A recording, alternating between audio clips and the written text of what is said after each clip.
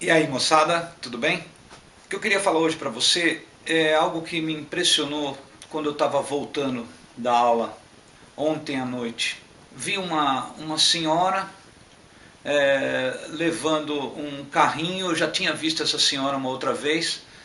Uma senhora de cabelos grisalhos, bem velhinha, aparentando mais de 80 anos, mancando de uma perna, um frio danado, e ela com um pé de meia no chão, o outro pé sem meia, descalça, empurrando um carrinho pequenininho de bebê, onde não tinha um bebê, tinha latinhas de alumínio, tinha caixas de papelão.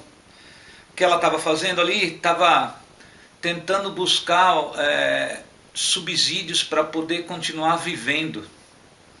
O que aconteceu com a vida dessa senhora? Cabelo branquinho.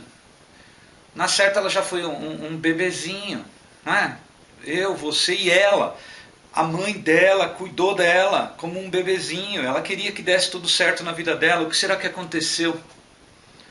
Eu não sei, querido. Eu não sei como é que está a tua vida. Eu não sei o que vem acontecendo com as coisas que você planejou para a tua vida. Se é que você planejou alguma coisa. Às vezes a gente deixa a vida fazer com a gente o que ela bem entende. E aí é onde está o erro. Sabe por quê? Existe o que eu chamo de tirania da urgência. A gente está tão urgente para fazer as coisas, quer tudo para ontem, que não consegue planejar. A nossa cultura latina não tem essa ideia de planejar alguma coisa. O que você planejou para o próximo mês? O que você tem planejado para o próximo ano? E para os próximos 5 anos? Onde é que você quer estar? Você entende isso? O que eu estou falando é sobre planejar. Então você precisa entender o que é que você quer para o seu futuro. Ok? E isso passa por 2 pontos. Muito bem. Então, como iniciar esse processo de planejar? Primeiro, você tem que ter uma noção exata, de onde que você está, em que situação que você está. A ideia é que você se isente assim, de piedade sobre você mesmo, seja honesto o suficiente para fazer um relato sobre a tua situação hoje. Então ter consciência, tomar consciência. O que te trouxe até essa situação que você está hoje? Veja, querido, eu estou falando assim, de repente a situação que eu estou dizendo é a tua vida como um todo. De repente a situação que eu estou dizendo é você não está em condições de prestar uma prova para passar no concurso público. Você não está em condição de procurar um emprego. Sabe, você foi degringolando, você foi definhando. Sabe, é a história dessa senhora que eu estou dizendo. O que aconteceu? Aos pouquinhos, pequenas coisas foram acontecendo que o resultado foi aquele.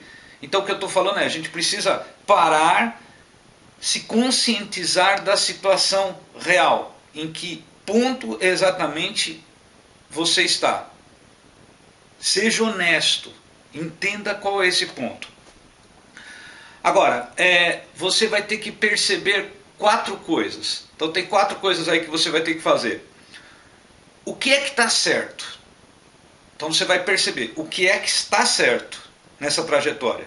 Até agora, o que está certo? Para quê? Para que você possa melhorar. O que é que está errado? Então tem uma segunda coisa. O que é que está errado? Entendendo que está errado, eu tenho que mudar. Veja o que está certo para melhorar. Perceba o que está errado para mudar. Existem algumas coisas que estão confusas. Então essas coisas que estão confusas eu preciso esclarecê-las. E existem coisas que estão faltando. Essas coisas que estão faltando eu preciso adicionar. Então vamos ver. Ó. Tem coisas certas, tem coisas erradas na sua vida, tem coisas que estão confusas e tem coisas que estão faltando. Identifique essas coisas. Veja, às vezes você está certo já de que a matéria tal você já está muito bem, mas tem coisa que está errada. Tem coisa que você acha que sabe, mas não sabe. E está deixando de lado porque acha que sabe. Você fez... A sua formação acadêmica é direito, e aí você resolveu deixar direito constitucional de lado. Tá? Você só vai aprender que isso está errado quando chegar lá no dia da prova e você perceber que não deveria ter deixado de lado essa matéria só porque ela é a sua formação acadêmica.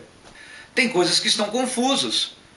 Você percebe que consegue interpretar textos, mas na hora que você vai fazer isso, você descobre que está faltando mais leitura. Então está faltando ler mais. Como eu posso interpretar informações se eu não tenho o hábito da leitura? O que está faltando? Estou fazendo questões de raciocínio lógico e descubro que regra de 3 simples é uma dificuldade para mim. Composta, então, nem pensar. Ou me faltam dedos para fazer multiplicações da tabuada do 8.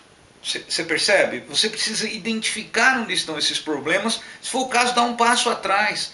Vá na livraria, no shopping, e entra lá naquela parte de livros acadêmicos, dá uma olhadinha naqueles livros de matemática antigos, lá do nível médio. Você bate o olho ali, rapidinho você relembra. Na verdade, você já teve aquela informação que você precisa relembrar.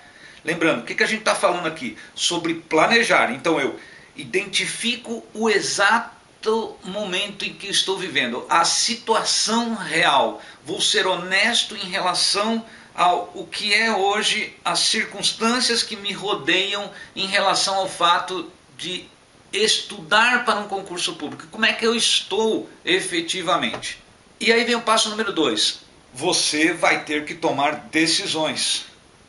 E essas decisões podem envolver sair da sua zona de conforto. Você está disposto a abrir mão de algumas coisas? Abrir mão de tempo, abrir mão de convívio com pessoas? Porque veja, a gente precisa de uma atitude drástica para mudar tudo isso. Então, talvez você tenha que abrir mão de sábados e domingos, tenha que abrir mão de algumas noites. Quais são os seus valores? Do que é que você está disposto a abrir mão? Do que é que você não está disposto a abrir mão? Percebe? Aí está um ponto que assim, você tem que considerar, porque você vai se envolver em algo que vai tomar muito seu tempo. E depois, você precisa perceber ao longo do tempo como está indo esse processo. Você está atingindo as metas que você se programou ao longo do tempo, que estaria naquele certo ponto? Sabe, você precisa medir. E aí você também precisa celebrar pequenas vitórias que você tem. E isso vai te dar mais motivação. Mas olha, veja, você está tentando pegar as rédeas na tua mão e conduzir a tua vida para um ponto. E não deixar a tua vida à mercê do acaso. Entende? Então, querido, para concluir isso aqui, você é o único responsável pelo teu crescimento profissional. Você é o único responsável para que haja êxito nessa sua empreitada de estudar para o concurso público. Então, me diz uma coisa, por que é que você não vai dar uma chance para mudar a sua vida nos próximos 2 anos? Talvez o seu grande desafio vai ser ter mudanças radicais na sua vida. Está preparado para isso?